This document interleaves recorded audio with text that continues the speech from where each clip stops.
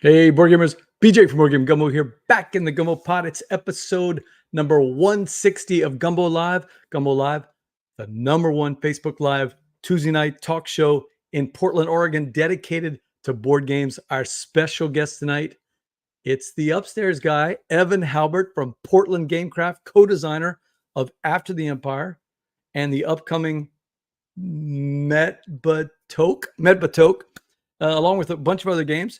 And a member of not only the Chuck's Gateway and Filler Games group, in my opinion, the best Facebook group out there, but also the Weekly Alaboom with the friend of the show, Lance Meister. So hit us up on social media, on Twitter or on Facebook or on Bluesky at Board Game Gumbo, and we'll be looking for your questions in the chat group. But enough blather. Let's get right to our special guest. He's an actor. He's a thespian. He's a singer. He's a musician. He's a writer. He's an improv guy. He's a board game designer. He's a coffee shop owner. He's a board gamer. He's here in the show. Let me see if I can find him. Evan Halbert, welcome to the show. Hello. I don't think I covered everything. I probably didn't even cover everything. I mean, that's okay. You can't. They're literally actually just, it's like approaching an asymptotic, zenith. You can't actually ever reach it, so you cannot actually accurately describe all the things I do. As they used to say on ESPN, we can only hope to contain you, Evan. That's it. Exactly. So many things. So Evan, you've actually been on the show before to play the games with us, and you've been in the chat group, but there may be just one or two people out there who have never seen you before. Yes. So give us the elevator pitch. Who is Evan Halbert, and what is Portland Gamecraft? Portland Gamecraft was a company that my buddy Ryan Mauk and I made to self-publish our first game title together, After the Empire. And then, so we made all the social media stuff and did all that and made an LLC and all this kind of stuff. And then it turns out we were at a convention and Gray Fox wandered by and they were like, "What the heck is this?" And we were like, "It's this game we're going to make." And they were like, "Have you thought about letting someone else make it?" And we were like, "Nope." And then that eventually happened. And so Portland Gamecraft is like our little game design studio name that I still use, even though we never actually made a game technically under that thing. That's kind of how that came about. Yeah. And so then Gray Fox got it and they slapped a much more attractive cover on the front than what we were going to do. Look at that cover. I know, isn't it awesome? Hey, and I've got the blinged out version, by the way. After the Empire, I've got the mats and all the little people. There is a better version, I think, with actual better components for like the wood and the stone. And yeah. They did like an upgrade kit of like fancy components and stuff. With textured cubes. We actually loved it in Gumbo. We played it a lot before it hit the Kickstarter, and then we played it afterwards. And I drove to Baton Rouge, and it's still. Oh, look, there's Time Roller. I was just talking to Tommy on the iHeart Board Game Show. Hey, what's up, Tommy? Well, we play a game on Tuesday nights when we do our Twitch.tv stream. We whatever game we're playing, we take bets on whether or not Time Roller has played it. So I'm putting you on the spot. Has Time Roller played After the Empire? I'm going to say yes because Tommy always says yes. He almost always says yes, but I'm going to leave it up to you. Have you played with Time Roller? I've never played a game with Time Roller yet. But I'm going to say Time Roller question. Has not played After the Empire, even though as I was in the middle of saying it, he put that up. So I'm obviously wrong.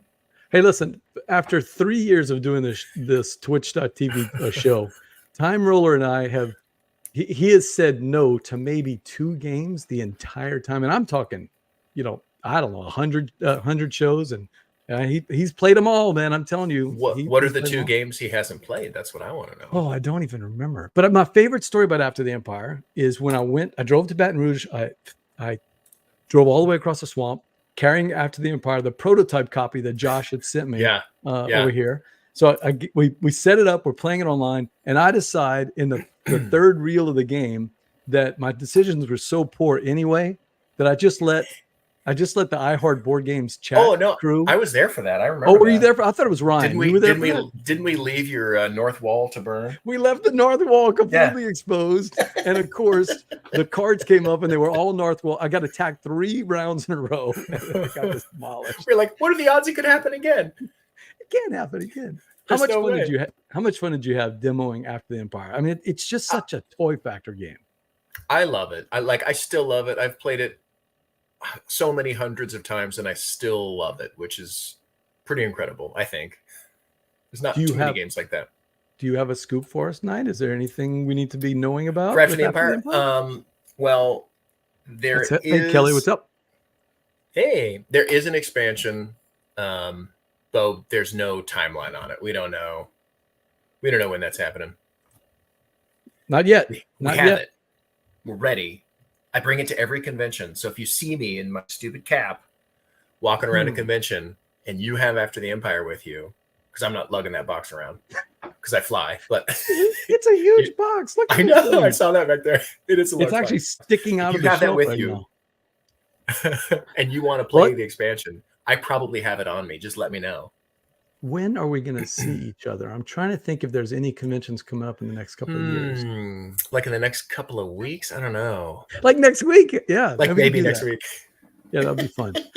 All right, so that's After the Empire. We got a little scoop that the expansion is being worked on. So After the Empire fans, someday, right? I think what you have to do is sign petitions. And send in petition, like stand on the corner, and get petitions, and then send those into Gray Fox to say it's time. It's time. I happen to know a person or two over there, so let me see. I don't know. All right, we stall around enough. We've been chatting. We got to bring in other people because we mentioned that you're part of the greatest Facebook group that there is, the Chucks, right? So let's bring in the Dumbo Overlord and the Name Father, Steve O'Rourke. Hey, guys. On. Oh, hello. I thought we lost him. Hey, I don't know if you guys know this, but Evan has been to ChuckCon. I did know that. And actually, I should say you left off one of my favorite parts of Evan's resume and CV, tonsil model. I don't know this one. Oh, yeah. Every single picture. True. Oh, okay. That's true. That's true. That is true. Rob from the Board Boys said, "Oh man, that's like the perfect Evan face." Evan, as you know, Evan's an actor. He's a thespian. I could have used many of your, and I call them the shots. Evan's got all these shots like this. The sideways look. You know the one that you don't have yet? I haven't seen the one where you're doing like the front paw and the triangle pose, like. No, I have that. Like Black Widow on Marvel. Yeah. No, I have one. I have the one superhero landing. The superhero landing. I have one of those. Yes. Do you really? I'm gonna look for it. I'm gonna look for it while we're live streaming. Okay, if you could throw it up there, that'd be great. Yeah. It should work where you could throw it up there. That's from when upstairs Evan jumps out the window and lands, right? I would like to. By the way, if either one of you only played one After story. the Empire, I can't remember. Either one of y'all played that? I haven't. Played what? After the Empire? I have not. I have played a lot of Evan games, but not that one. Dave is right. Your friends. Dave has a picture of me falling out of a chair. We were playing QE. Have any of y'all played QE? I never did. QE is the bidding game where there's no money. In other words, I don't mean no money. I mean like it's unlimited money.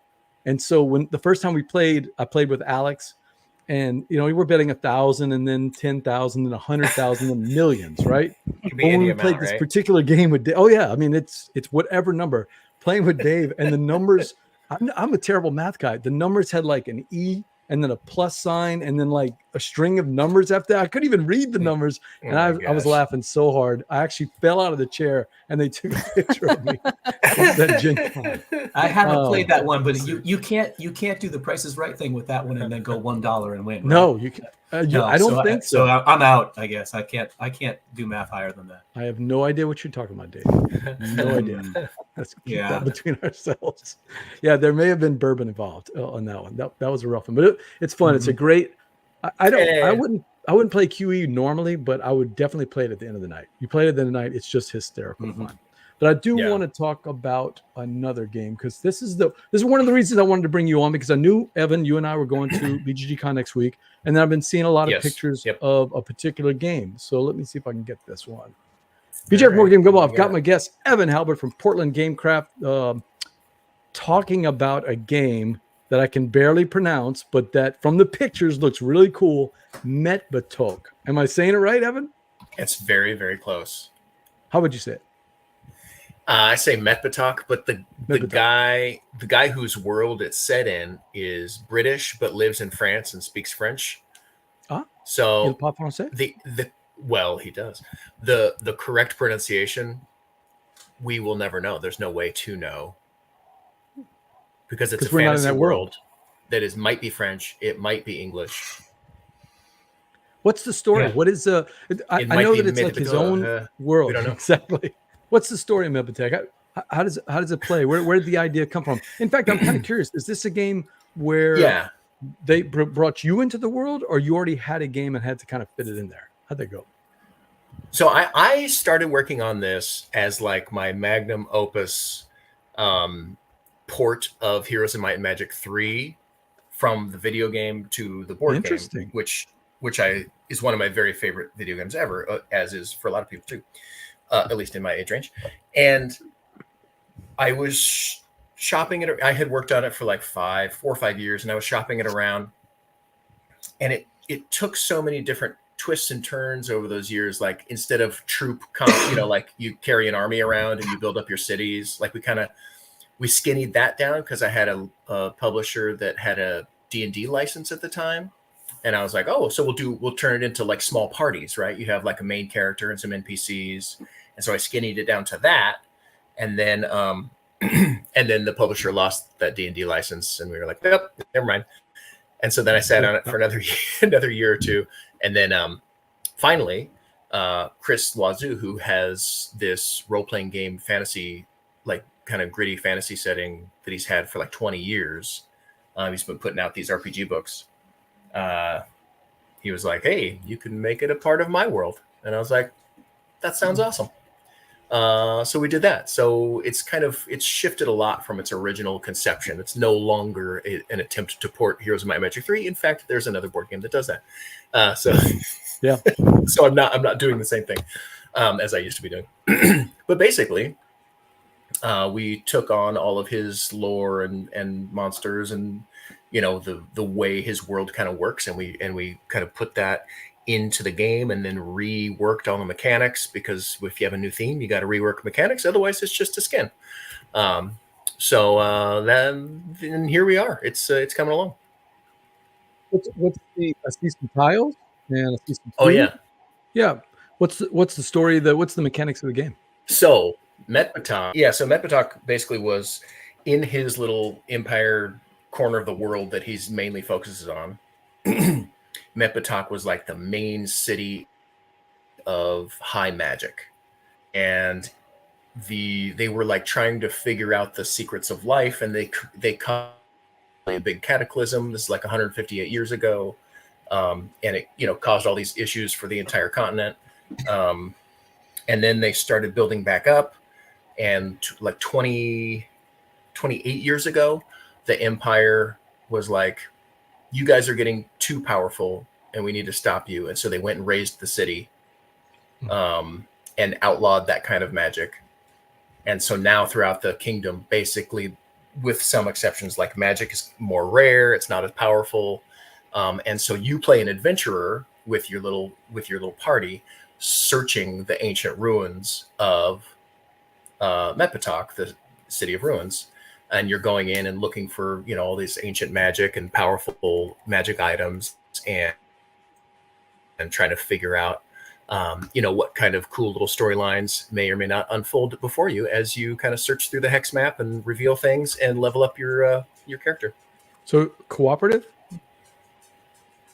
Or no, it's not PvP, but it is competitive. Basically, you're trying to do the best job of finding cool things as well as searching the city, which kind of starts turning into an area control mechanism, where you're not really controlling the city, but you're doing a better job than other players of searching the city. And then kind of one of the hooks of this game that's different is as you level up, every experience you have, you reveal a new power on your player board, or an upgrade to your power on your player board, and that marker goes down onto the board as your area control. Oh, it goes on the board as your area control. Yeah. Yeah. So you reveal an upgrade on your character, and you put that out on the board as your area control marker. How much did you work with Chris before you actually even put a cube or a dice or anything like that, how much did you need to know about the world? Did that kind of drive A where you thought lot. the mechanics were going to go? Yes. Yeah, a lot actually. We basically stripped it down to almost totally restarting, even discussing basic mechanisms. Aside from we knew we wanted to walk around a map, we knew we wanted a hero with some NPCs, and we wanted items and spells. We knew that. But then from there, it's like, where do you go with it? And we actually stripped it all the way back. It's had so many different mechanisms over the years. But to make it true to his IP and his setting and what we were trying to accomplish with this game, which essentially is we wanted that fantasy 4X heroes, quests, combat, items, spells experience, but without the crippling downtime that usually entails. So I'm gonna go make a sandwich, like we kind of wanted to cut that out. So this is essentially our like ode to that experience without that downtime. Yeah. When a game designer can give me like a really big experience, but in micro turns, Jason Dinger, for one of the designers over here, he's just fantastic at that. His games have these just little tiny micro turns, but they have a big giant effect, big decisions on the gameplay. So I do love, as everybody knows, I love the T games, and many of the T games, sometimes somebody can go downstairs and go make a drink or get a sandwich while you're taking all these. Tillatum. Yeah, and Tillatum, I'm telling you, there's you can have a turn where it's like, oh yeah, PGG Con, we need to get that done. In. But you could take these super long turns in Tillatum, which I love. That's the fun, because by the time you finish, it's like you feel like, oh, I don't care if I won this game. I just did something amazing, did that. right? And then you go, wait, I came in 4th place. That's not so good. But it was so combo-tastic. It's true. But I rather whenever you get these micro turns that just drive it. So Verlin, Steve, did Evan did upstairs or downstairs Evan share this with you guys at ChuckCon this summer at all? Or no, we didn't play this have one. any We recollection of this one. We played Grand Meteora, I think. Which I played last summer, which was great. Yeah. And I played twice now. Yeah. So you couldn't show it off this summer, I guess. It wasn't quite ready. This might have been something that was slated for I had it blackout. with me. Yes, I think that may have cut us off a little bit. Although that was such a lovely evening. It was a nice evening. We had a terrible storm. Yeah, Oh. and then we lost power. Had a power outage for like 3 hours. Nice up at the lake, but we sat in the dark for a while and hung out rather than playing the next game in line. Yeah, it was actually not quite jealous delightful. It was nice. Yeah. Yeah. The pictures that y'all sent from ChuckCon were just amazing, man. We had a great time. Really and that gluten-free pizza, I don't know how we made it taste so dang good. It was incredible. Jake, Mom and I oh were my just gosh. talking Jake about it the knows- other day. Oh my gosh. Jake knows a thing or two about pizza. Did does. he bring the little hot honey? Oh yeah, we had I think these so, things. Yeah. Yeah. It's so ridiculous. So Metbetoch, you're working with Chris Loiseau, you said, from France? Yep. Because I don't know this company, SBG, I think it's called. Yeah, Serious Business Games Edition. He basically he quit his job and had a little money set aside, and he's like, I'm going to be a board game publisher, and this is happening, and I have, enough funds to try it for a little while. And that's exactly what he did. So he's getting a whole raft of games going. He's got his like lighter games section to get in with distributors, and then he's doing his heavier games. Yeah, I want that crust recipe, right, Kelly? And so he's making a real go of it. And the cool, every publisher has their own unique, benefits and challenges of working with them. And one of the really cool things about working with Chris is he cares about everything that he's working on. Like he knows, like he is in it, he's invested. Because literally, like his company does rely on every single game right now. He doesn't have an evergreen. He doesn't have, he just started. So like every game for him is like, it's got to be perfect. It's got to be amazing. And so when a publisher just cares that much, it's really fun to work with them on that project and see and to watch his face light up as we're bringing stuff from his role-playing universe to life. And, as we played through at Essen, and to see him like, kind of like a school kid again, like excited about the things that were happening and the way that the thematics were coming through in the gameplay. And I don't know, he's a lot of fun to work with. That's an interesting one, because you ended up kind of helping to develop and deliver a baby of his in this case. So this is like, since it's so his world, right? I can see why he'd want to really be invested in it. But when you bring stuff to him, then you're sitting down and playing it, and he goes, "Oh, you did that with this thing of mine." That's got to be wonderful to really have that experience.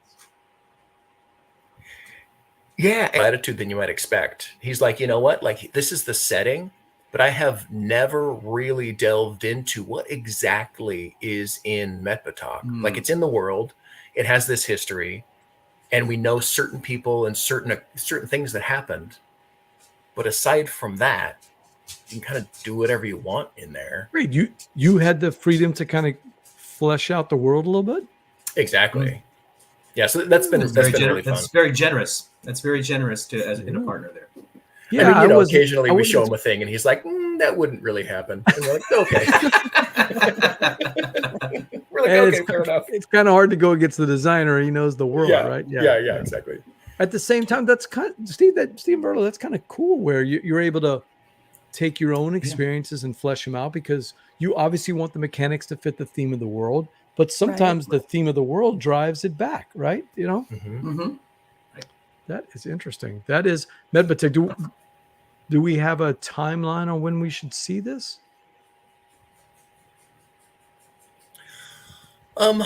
Our best guess is probably we're going to do another 6-8 months of like real, like in-depth design and setting and campaign stuff. And, like obviously the basics are done, but really dig in, make another 150 encounter cards and, like really kind of finish everything and make sure we've, knocked off all of the hanging chads, so to speak, on election night. Oh, wow.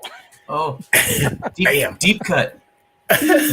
Knocked off all the hanging chads. I know, right? Ugh. Yes.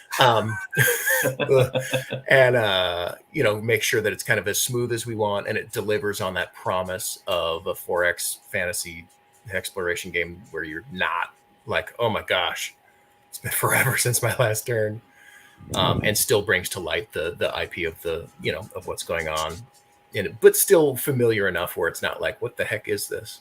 So every other game that I played from you has some interactivity. I mean, the Christmas game you and I played together, of course, the Great Meteora, and of course, After the Empire. I mean, there's a lot of, you're either blocking or actually doing things to each other. Is that going to be a part of the Metbetoch world? I do always, like, anytime you make a big setting game like this, you always want to do everything, right? You want a campaign mode, you want a co-op mode, you want a solo mode, you want a PvP mode, you want to do everything. And we're trying not to do that. Because most of the time when you do that, none of them are great. All of them are fine. Yeah. Mm-hmm. And we want to make a more honed in experience great as possible, at least to the best of our experience and ability. But I do definitely still want to play around with PvP and co-op and little elements as we're able to, just to see if we can make it work really well. But generally speaking, this is more Euro in its player interaction. Okay.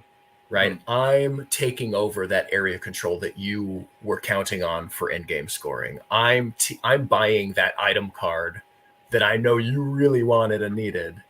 That kind of thing is more what I'm hiring that NPC that would have worked perfectly to make your ambush strategy work really well. Sorry, I'll take the crossbowman. Thank you. So it's very Euro can in be its interactive, interaction. Evan. But one of the favorite games in the Chucks is we all play the Castle of Burgundy a lot. And if you play it a lot, you start to realize that, wow, if you just play your board, you're going to do okay. You Yeah. really have to know what the other players are taking. Not Yes. necessarily hate drafting. Yes. Yes. I mean, sometimes sometimes if you know the other person is going to get that yellow token, that tile that's going to get them 12 points, you have to draft it, right? Right. Yeah. So yeah, that's And what you Yeah, can take and it. can't wait for too. Oh my You gosh, have to I be thought I was paying pretty good attention at that to game. Yeah. not Right. rough experience. Yeah. Well, I was in a game with Jay Bell and Jake, and I was like, oh, Yeah. I'm not quite as good as I thought. Yeah, that's those two are Castle of Burgundy Sharks, though. Yeah. But he makes up for it in Grand Austria Hotel, where he and his wife regularly stomp me. Oh, is that your game, Mhm. Evan? That is the game with the I three really of us, enjoy with it. Evan and Jenna. Jenna has been on a winning streak. I finally Yeah. broke it on our last game, but she's been slaughtering us. crushing us. It's ridiculous. Mhm. And I bring it up, at dinner, and she's like, I'm convinced I don't. I made some good moves. I don't know. I have proven that I don't know what I'm doing in the game, because I could literally score a ton of points, come out first place, and the next time I play, score 50 points. I mean, just no clue what I'm doing. So clearly it's luck. I just every 10th game you just blindly fall through the right strategy and get the right cards. Yeah. Oh, You're pastry mashing. that's it. Just pastry mashing. Yeah. Yeah, I've got exactly. all the wrong guests coming into my hotel. I'm not paying any of my people, and I'm losing points left and right. So I don't have any money. I don't have any blue rooms open. You know what's funny is I've never actually played that one live. I've probably played it 20 times on whatever the services are, but because I always forget which ones that one's on. That one's on Yukata. Yeah, Yukata. We play on right? Yukata. Yeah. Yeah. But I've never. I will actually say played it live. it didn't actually click for me until I played it live. Yeah, it's one of those games. And then I was like, oh, okay. Yeah. Yep, one of those games. Yep. Well, that's Metbetoch. Hopefully, I'm saying it Metbetoch. right, Chris. I apologize out there in Europe if I'm saying it wrong. But hey, you know what? It's Chris's world, right? And we're all just living in it. So, And if we say it enough, Metbetoch, if everybody says Metbetoch, then that's what it becomes, because there just aren't that many people that say the word, and whatever gets used the most becomes the new vernacular. So Metbetoch. PJ from More Game Gum. I've got my guest here, Evan Halbert, Metbetoch. designer of After the Empire. We're talking spicy hot games, and Verla's got a game that I don't know a lot about. I'm really curious about this one just based on the cover. Verla, what is Wondrous Creatures? What is this wondrous game? So I heard a little tiny bit about it online about a month ago, 6 weeks. And a month ago, I was at a small local con where a friend had a copy. It was Kickstarted. I believe it's the same publisher as Life of the Amazonia. Okay. And it's beautiful. So that Look at that really art. drew me in. The artwork is incredible. So it's a tableau builder.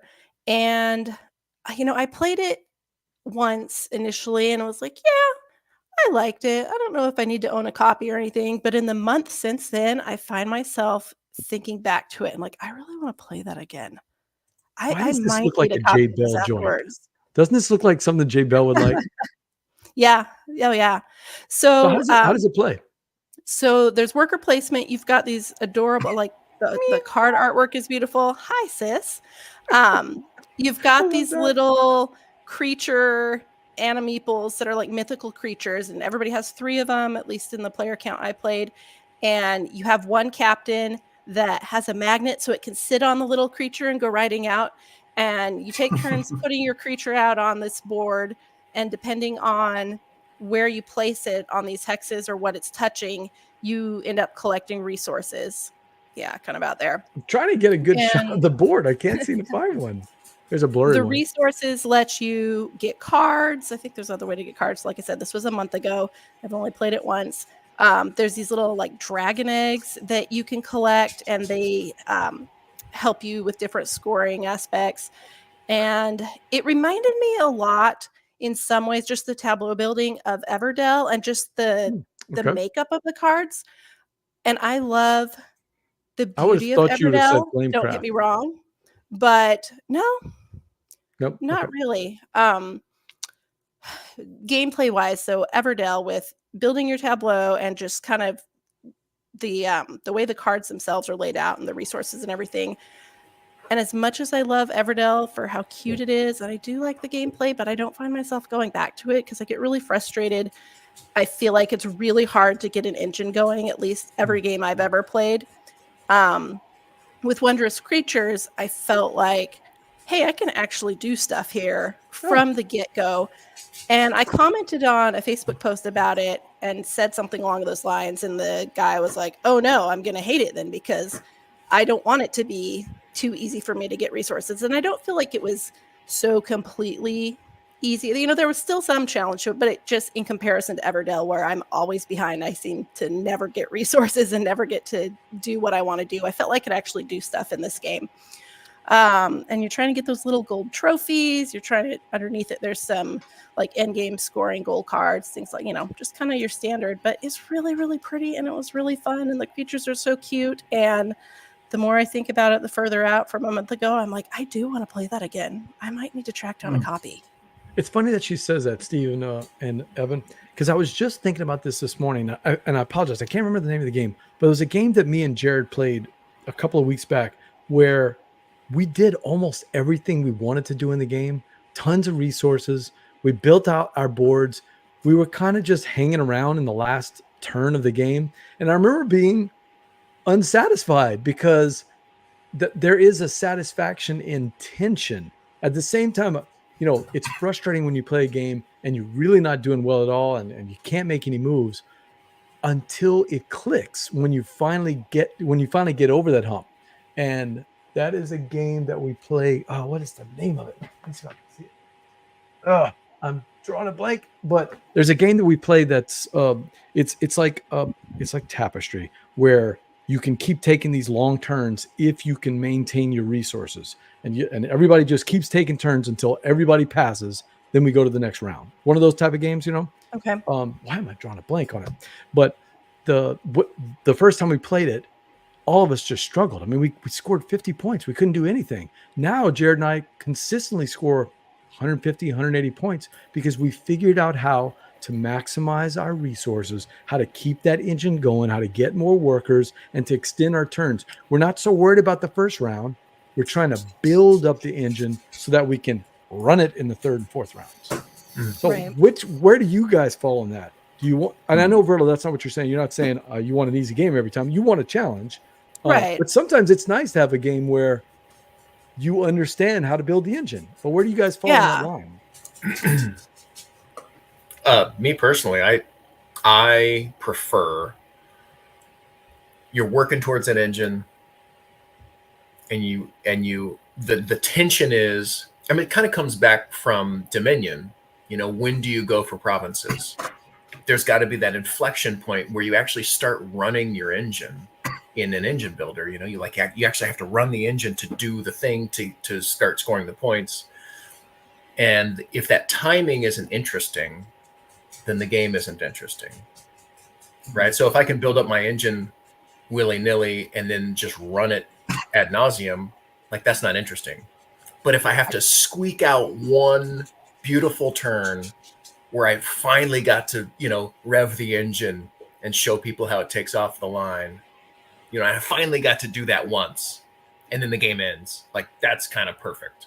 I can give you a mental picture of me playing Dominion. I'm the guy at the gas station and he's filling up his car, and there's Evan taking off in his Mustang to go to the next place, and I'm still filling, and gas is pouring out of the engine, and I'm talking to the attendant, and I'm going, hey, can you give me some ho-hos or maybe some ding-dongs? And the gas is just flowing out, and everybody else is already taking off at the gas station, but I'm still putting gas in my gas I'll tank. take another Smithy. That's me. Another Smithy. Oh, that is me in Dominion. So, yeah, that's a good point. At some point, you got to flip the switch and actually run the stupid engine. You can't just keep building it. Steve, where do you fall? You want a tough nut to crack? You want it to be nice and easy and friendly so you can actually have some fun? Where are you? I think I'm somewhere in the middle. I think I need to, for me, if I'm doing lots of little moves, and it might just be I have a short attention span and I'm more of a tactical gamer than a big, long strategic gamer. But I think if I have some things where I could say, okay, this paid me a little here, but I see some fruits of what's to come. if I'm having to like starve throughout the whole game and have it be one like wild ride, I know I'm going to fail at it.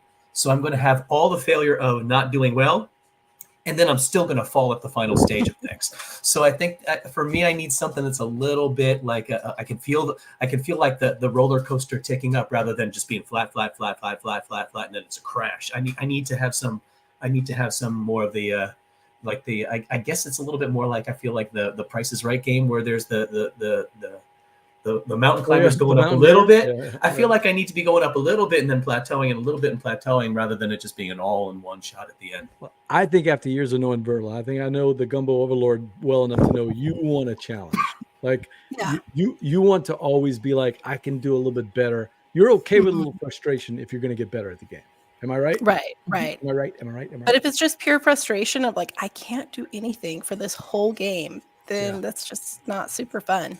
And like with this one, thinking back too, there were things I couldn't do that I wanted to do. And there's so many cards, kind of like Everdell, but some of them will trigger off each other, but not in the same way where like you have to have an exact pair. But like I remember, I think there's like 5 different colors, icons that, there was different end game scoring for set collection, say. And anytime I had a chance to get cards, I could never get one of the 5 colors. So I got to the end of the game. I wasn't able to score that at all. I was like, oh, how did this happen? I got to try better and try and get a hold of those next time. They need to come out for my turn. I can think of one right now. Res Arcana is one. I actually bought a copy because I'm so frustrated. I have never figured out how to play that game. And you were talking about the frustration. I would like to actually do something. Like, everybody else is doing all these fun things with cards, and I'm just like, okay, I'm gonna pass again. I don't know what I'm doing. You're the same way with Res Arcana, Evan? Yeah, I mean, I only tried it once online, and I probably just need to play it in person. But yeah, so I didn't give it a real go. But I definitely was like, wait, how do I do something? Let's get somebody to teach it to us at BGG Con. Yeah, I played it once, and I feel like it was, I don't know when did it come out? 5 years ago, at least. It's been a while, yeah. It's been a while, and I feel like I liked it, but definitely what sticks in my mind was I need to play this again and figure it out. Well, when it comes to wondrous creatures, you have me at 2 things. The art is absolutely gorgeous. So if we see it at BGG Con, I would like to try it. But also, you said dragon eggs. That's all. Yes. I'll play it. It's got dragon eggs. I'll play it. So it's got dragon eggs. It's got like an owl bear. I want to say it was one of the creatures. All these cute little mythical creatures. It's so gorgeous. So that's Wondrous Creatures from Bad Comic Games. Bad Comic Games, by the way, has been getting a lot of pub lately. Jeremy from the Gumbo here in Acadiana, he likes these Bad Comic Games. So this is one we need to check out. 40 to 80 minutes and a 3-weight on BGG. That's like right in my wheelhouse. I mean, that's right in there. Yeah, it's a 1 hour wonder and it's a 3 right at Concordia's weight. I'm telling you, we should get Jeremy. I bet Jeremy already knows. Well, you already know how to play, so maybe you could teach us. That would be fun. That is Wondrous. I'll see what I can do. All right, so Evan, this is a board game show, and you know what that means, right? We have to play a board game. We got to play a board game. Yeah, that's right. I'm in. We've got a board game that Steve designed, so I'll let Steve go ahead with the rule. Yeah, this board game is called Throw Your Co-Host Under the Bus. That joke never gets old. And BJ, we're gonna play the Did You Know game brought to our friends Berkey over at Game Toppers LLC. He's a big friend of Southern Board Game Fest and Southern Board Game Fest. The tickets are on sale. We're about 1/3 of the way already with 4 months to go. So get your tickets now because we are going to sell out and we got a bunch of great prizes. So check that out at southerngamefest.com. And thank you, Berkey, for sponsoring us over at Southern Game Fest. So the Did You Know game, Evan, this is a game that's super simple. I'm going to ask you a series of questions. We're going to take the 3 of you. You are to know the answer. You may not know the answer, but fake it, right? I mean, you gotta convince Verla and Steve that you know this answer. I'm going to give you these questions, and then you give us this convincing answer, and Verla and Steve are going to have to decide if you're right or not. If they say you're right, and you are right, they get a point. If they disagree with you, though, and they're right, they get 2 points. So, what if they disagree with me and I'm right? They get no points. But do I get points? No, we're gonna rotate. right. Is that how we did it, Steve? We're gonna rotate. Yeah, right? I think we made it so that there was an equal number of questions. Wait, so that no. everybody had Last this- time we did give the person a point for getting the answer right. Okay. If Evan knows We can the do that. answer, he should get a point, right? Okay. Sounds fair. Sounds fair. Okay, good. Yeah, I thought they did. We're iterating. Is that how you say it, right? We're iterating like a designer. Iterating, yeah. Iterating. We're Metbetoching. It's actually pronounced we're metting the Betoch. That's right. All right, and you know what? The chat crew, please play along with us because we want to see your answers. I need you to influence Perla and Steve and Evan when they come up with their questions. So, Evan, any questions about how this game is played? I don't think so. I'll figure it out after the first round. Good. That's the best way to do it. Pancake round. Yep. So the pancake round. You'll try to break it in the first round if I know you. You'll try if I know the way you play games. And these questions are going to be sort of related to you, Evan, so you'll enjoy that part of it. Mm-hmm. Question number 1 goes straight to Evan. We know that Portland celebrates a quirky fascination with the weird. Well, I don't know that because I've never been to Portland, but that's what ChatGPT tells me. So our old friend ChatGPT is back. Yep. Our Oh, good friend ChatGPT. Wait, by the way, I forgot to tell you, Evan, the answers may not be actually right. This is what ChatGPT tells Because us. it's from ChatGPT. So you're trying to But figure it'll out say what it convincingly. Exactly. All right. With our So we know host that- Jumbo, is it? We know that Jumbo. exactly. Jumbo and Gumbo guy. We know that Portland celebrates, but they did get who's the more popular host. ChatGPT got that right. Daryl. All right. We know that Portland's. They didn't mention the Gumbo Overlord though. That's where they were wrong. They failed. Epic fail. Question number 1 for Evan. We know that Portland celebrates a quirky fascination with the weird, the wonderful, and the mythical. But they also like regular stuff, like donuts. Evan, tell us, what is the name of the most popular local donut shop in Portland, according to Chat? According to ChatGPT. Well, as you know, Portland is actually a sister city with New Orleans.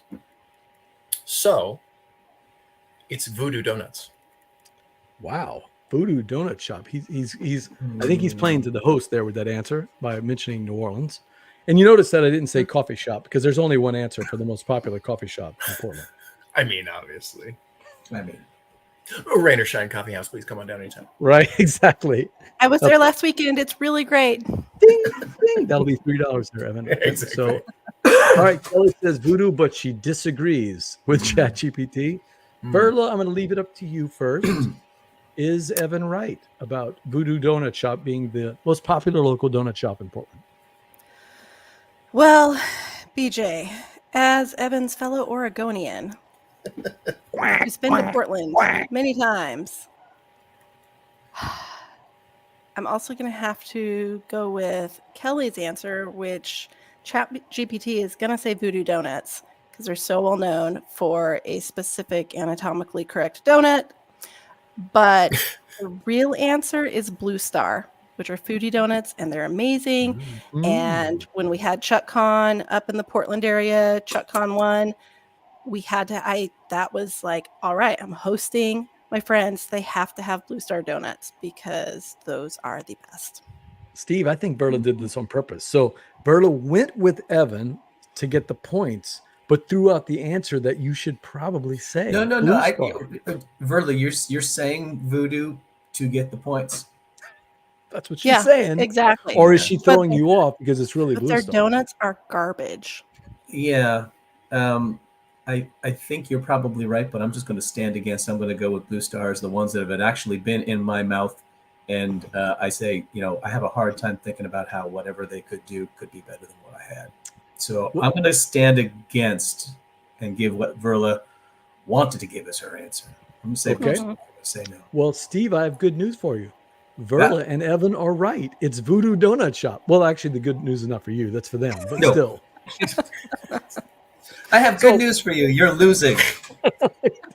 So a point to Evan and a point to Verla. We started with an easy one, right, Evan? Yeah. An easy one. She says it's the right answer and the wrong answer. Okay.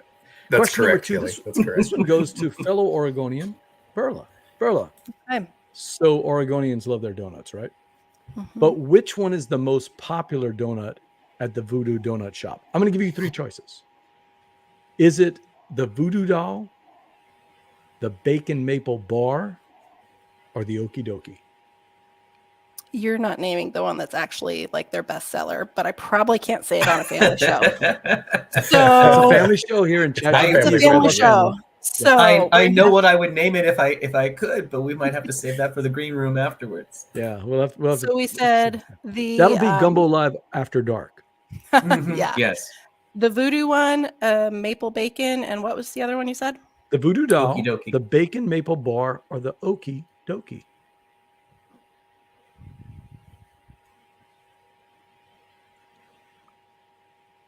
That A is tough one. probably yeah, that is a tough one. And I feel like I do know this answer. And it's the maple bacon. Maple bacon, she says, and sounds. There's also a Voodoo here in the Eugene area where I live, Okay. and that's the one that is definitely the most popular in the Eugene store. Aside from the famous one that I can't say. Is she right, Steve? I'm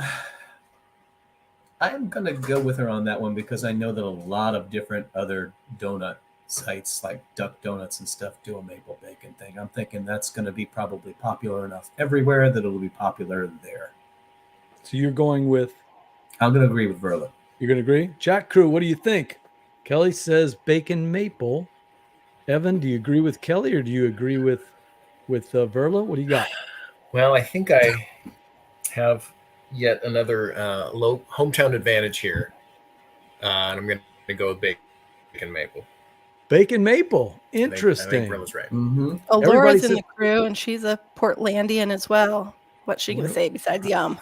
I wonder what she says. Well, I am sorry. The answer is the Voodoo Doll, according to ChatGPT, is the most popular donut at the Voodoo Donut Shop. Did anybody get points?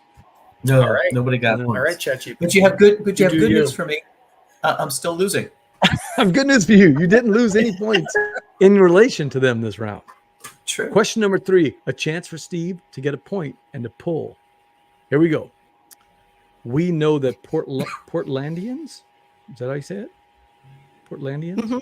Portlandians love their donuts, but that's not all they love, Steve. Did you know that Portland loves major bridges? It's the devil. It's the devil with the B. It's the devil, Bob. Yes. Okay, we know they love donuts, but that's not all they love. Did you know that Portland loves major bridges too? We're talking substantial major bridges. So that begs the question, though, Steve, a question for you. Which place has more major bridges over water? Portland or Long Island? Major bridges over water? Does ChatGPT let me look up what you mean by major bridges? Mom isn't allowed to go after dark. All right. Sorry, Kelly. Alora, you're welcome. Come on by. I am going to say that the major Long Island has a lot of you're bridges. saying- yeah, but Long Island has a couple of bridges over some major waterways, and that doesn't mean that there's a lot of crossing of rivers. So I'm going to say that Portland probably has more, depending on whatever you call major bridge. I mean, you know. But I'll say Portland probably has more bridges than. All I can tell Long you is Island it was does. in caps. Does that help? Oh, it was in caps? No, it doesn't help. No. All All right, thank you for that. Evan, I put Steve to the screws on this one because I threw in Long Island. Because it's You guys unanswerable. live in you mean. Oregon. So which one is it? Portland or Long Island? Well, I know so much about Long Island. That's the that correct pronunciation. I have no idea. So I'm going to go with Portland having more and Long Island maybe having like 3 major. So Dean, he's joning me about my pronunciation of Long Island, I think. But he's saying, what a question. Portland has more bridges over troubled waters. I'll give him that. Verla, Like a bridge. do you agree with Evan? Do you agree with Steve? What do we got? I Long Island. Long Island. Yes. That's I the think title of the show. Silent movie star, Long Island and Long Island Jr. Long Island. I'm going to go with Portland. Portland. Okay. Portland has more bridges. I'll give up troubled waters, which Okay, I appreciate Dean for bringing that into the mix because that was what was playing in my head. It is Portland. Portland has, but I'm not going to say. Does anybody have a guess as to how many major bridges they have over water?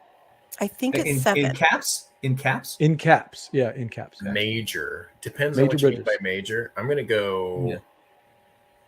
I think it's got to be double digits with going back and forth across rivers. Oh, she's got it. She stole it from y'all. It's 12. 12 Wow. major. So I Chicago has a bunch of bridges, but they're all, a lot of them are just little two-lane parallel. Yeah, just little parallel roads, basically parallel bridges. But they have Mhm. spans, and that's what they're talking about. Those Long Island has a bunch of spans, but some of them actually don't even cross water. Some of them go over areas. You know what I mean? If you want to understand. So, and It's also, not if you're bridge, talking that's about Long another- Island, everybody would say that Queens and Brooklyn aren't officially Long Island. They're only talking to if it's New York City, that's not really part of Long Island, even though it's on the island itself. yeah. So Evan, I'm a big fan of bridges in every song. So try to include one if you can. So, Okay, you got it. I love the bridge, the turnaround, whatever you want to call it. So we're Take going it to do the this bridge. 3-4 time on 3. All right, Evan, here we go. So question number 4, Evan. Okay. Portland is Yes. home to Portland Gamecraft, one of the top board game design partnerships in Oregon, according to ChatGPT. Yes. After the Empire boasts an impressive 7.5 average rating on BGG. Mhm. But what about the weight? Steve talked about the weight. Within 0.1 of a digit, what is the average weight rating, no cheating, on BGG right now for After the Empire? My guess is it's about 9 pounds. 9 pounds. Wait, is that the Kickstarter edition or just the regular edition? Come on, man. No, I'm gonna go 3.18. 3.18. Okay. Dean says 3.2. I was going to say like 3.29. And so if he's within 1.1, a tenth of a point? Yes, within 0.1, he's got to be within a tenth of a point. So, for instance, if it was 1.5 and he said 1.41, he would be within a tenth of a point. Okay. Okay. Got it. And Dean's trying to influence the crew here. So, Verla, it's up to you. Is the designer of the game, how well does he know the weight of After the Empire? He says 3.18. 3.1. I trust him. 3.18. Really? 3.18. Well, considering I haven't played it myself, I'm gonna have to. So you have to trust him. Okay. I have to. Steve, You what do better you know think? what he's talking about. Jeez, Dean is killing me here. Because Evan said 3.18, and the first number that jumped into my mind was 3.29. 1.1 above. Oh yeah, that means that you think Evan's wrong, and that's 2 points if you're right. It would be, and I'm Put you behind. back in So the I'm going to game. go ahead and say that. I'm already losing. Oh, I'm and gonna- look, Kelly's going lower. Kelly's saying it's 3.1. So you would really be right. Yeah. Kelly Well, has played it. but if he says 3.17, 3.1 would be within 1. But that is true. 0.1. That is true. Yeah. So No, I'm saying I'm- if oh yeah, it's true. It would be within 1. That's right. Yeah. So Evan, I'm gonna try. I don't know. I'm gonna stick with my gut and say just no. I think it's different, but it'll probably You went give me against more the good news designer. from BJ. I love this. He went against the designer. I am sorry, Steve. I have Contrarian. good news He for gets you. the No, I have good contrarian news for you, points. Steve. I'm losing Berla still. and Evan were right again. Okay, that's perfect. Good news. It's 3.18. He hit it on the nose. Wow. So before we go to the Maybe I last should question, trust him. Evan, did you guess or did you know it was 3.18? I knew. I Oh, you already did? knew. Okay. Yeah. Dang it. I Mhm. tried to be clever, Steve, and I was like, okay, Yeah. he's not going to remember the exact weight of the game. Oh yeah. Okay, so question number 5. And this one's a little bit different, Evan. What we do is it's called the rank 'em part Okay. of Did You Oh, Know? no. Okay. Yep. I'm going to give you what ChatGPT ranked as a certain category. I'm going to give you 5 words, but I'm only going to give them to you one at a time. And all 3 of you have to commit as to where you rank these. And I'll give you a point for every one of these that you get exactly right. Okay. Mhm. So if we were Okay. talking board games about medieval empires and you had After the Empire number 1, ChatGPT would have to have it number 1. Okay. Right. You understand? Yep. And I got ChatGPT to randomize these. So I'm not even looking at the actual results so that my face doesn't give it away. All right. Okay. I asked our old friend, friend of the show, Good buddy. ChatGPT, Good buddy, ChatGPT. our good buddy ChatGPT. And y'all don't understand how much I hate AI too, but I'm just using because it does all this random crazy Same. stuff. Somebody was talking about a game today, and I took a look at it. It's called Cattlers of Satan. Oh yes, I saw that. I saw that photo. So we are all laughing about it, and I'm like, oh, good on this guy for doing it. And then I'll look on the Kickstarter project, and the entire thing is AI art. I was good Of on him course. for saying it, Of course. but I was still mad. No. So anyway, Yeah. I asked ChatGPT, our old buddy ChatGPT, to give me the 5 most popular bones in the body. The most popular bones in the body, ranked from 1 to Okay. 5 in terms of. Correct. I told you this would have to do with Evan because he's a healer. Mhm. So they're Yep. they're I just saw Steve's face. Okay, so they're ranked from 1 to 5 in terms of cultural significance. Cultural significance. So Whose culture? We're talking pop music, books, movies, Okay. Okay. culturally significant. I gotta hold it together. Come on, culturally significant. If Evan, you're an actor. What do I have to do to get this back? Okay, so I got it. Take 2. Cultural It's significance range from 1 to 5. Are we ready? Do we understand the rules of this dumb game? All right, number 1. Random order of bones in cultural significance. Number 1 is ribs. So write down 1 through 5 where you would rank it, but don't tell us what it is. Okay, don't tell us your ranking. Okay.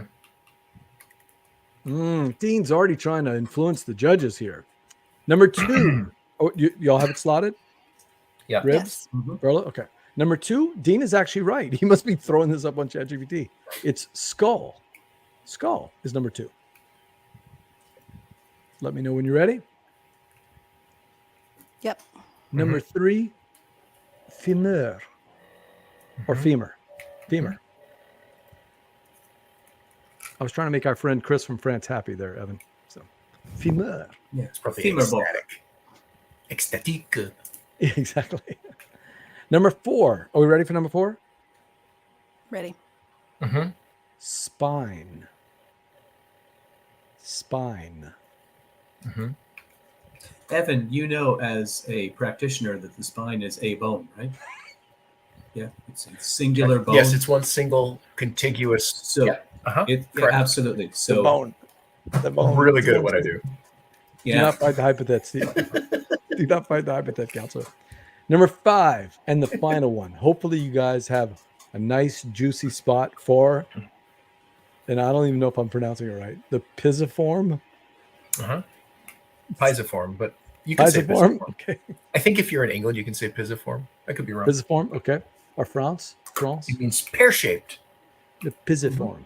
Yep. All right. Do we have them all done? yeah. Yep. All right. So here we go. 5 most popular bones. Starting with the bottom. Number 5. Any guesses? I've got pisiform in 5. So do I. I do not, but I have pisiform betoch in the middle. It's the I only have the pisiform. middle. Pisiform is number 5. All right. So number. All right. Oh, yeah. Dean, you could play along. See if you can score any points for this one. He does have pisiform. No, he has it at number 3. Kelly has it at number 5. But number 4 is femur. Femur. Yep. Number Got 3, ribs. Oh, come on. Yep. I would have thought that would have been number 2. I Don't you mix think? those 2 up. Yeah. I would have thought number 2. Yep. Number 2 is spine, and number 1, of course, is skull. Yes, everybody switched got that those. one. culturally significant, right? I mean, it's in music, it's in culture, it's in traditions. So skull, spine, ribs, femur, pisiform. How do we do on the points? I got 3 of 5. Well, I don't know what other people have. You got 3, Verla? 3 of Bro 5, got 3 on that one. 3. Evan got 3 on that one. Steve, you got 2, I guess? I got 1. 1? Only 1? Okay. Only 1. Which means we have a tie. Do you have a tiebreaker, BJ? The Gumbo Overlord should win the tiebreakers, right, Evan? You know the rules, Steve. You know how That's this correct. goes. That's Oh, I correct. know, the only rule that I know is that BJ loses. Have we formalized the Gumbo Overlord wins? Well, We have. if We I made a remember blood right, pact. You don't remember this?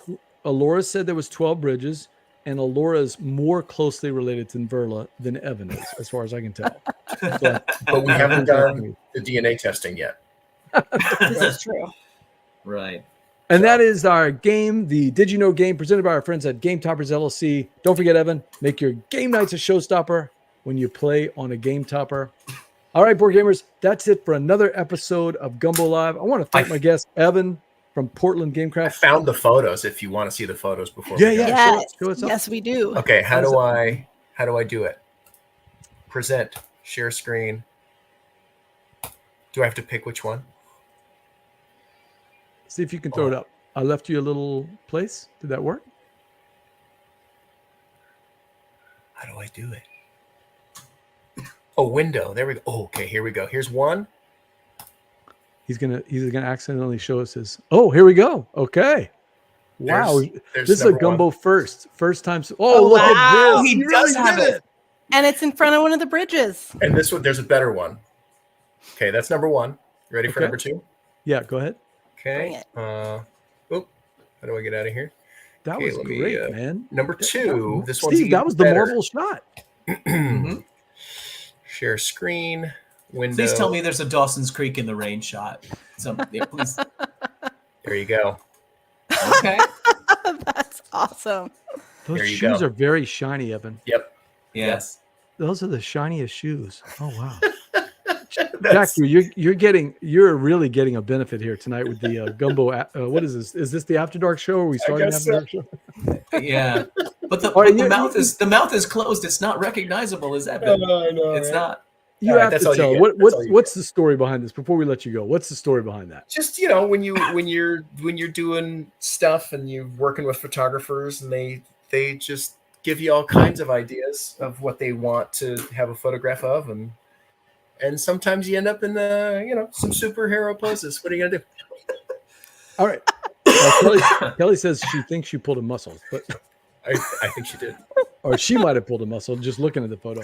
So if people have any questions about how to do the marble pose or about your projects that are coming up, Yes. how can they find you? Where can they reach you? They can find me on Facebook, Evan Halbert on Facebook. Yeah, come and find me. We can talk about all the great stuff that's coming up. Wildwood, 25th Century, Beth Sobel art. I've got that Trick Taker game, Bah Humbug, exclamation points after Bah and Humbug. Right. Trick Taker game in there, and a bunch of other games, plus Metbetoch, City of Ruins. Is Wildwood the one that you and I play tested years ago with the beautiful art from Beth Sobel? Yep. Okay, but back then you were just kind of roughing it out, trying to Yeah, mix yeah, it yeah. out. But it's coming. And Kelly says you got a mountain game. Oh, the coming up? mountain game, Yes, Mountain God's the mountain Revenge. game. That Yeah, is what's going that on is there? still unsigned. That's so Hey, sad. publisher! Look, you got all Publisher, these people publish loving the it. mountain Come on, game. publisher. It's awesome. It is a blast. I don't know why nobody wants Super it. fun. Yeah, So Yeah. 25th Century It's Games different. though is doing Wildwood. doing Wildwood. Yep. Oh, that's great. Well, Chad and I get along really well, so I want to get a copy so I can make sure we stream it. That'll be fun. Yeah, yeah. That'd be I great. like all his games fit perfectly for our channel because he loves these games that are 20 to 40 minutes, an hour at the most. They're always gorgeous. Their production is out of this world. So I think the Mhm. world of Chad. So great. Good on you for getting 25th Century Games there. That's Yeah, I'm awesome. excited about it. That's exciting. Well, speaking of Facebook, make sure to like our Facebook page, facebook.com/BoardGameGumbo, and our YouTube channel. It helps us to get the word out about all of our upcoming shows, including no show next week because Evan and Berla and me and Mick and Starla and Grant Lyon and Daryl Andrews and Philip Millman and Nick and Dre Patrick and from New Cindy. Orleans, half the city, the Newmans, Patrick and Cindy Newman, Woody from Hutchu Games. We're gonna see so many of our friends down there, except for Steve. You're not going to see Steve this time, but Steve is going to be covering for us at PAX U, hopefully. Nice. Yep.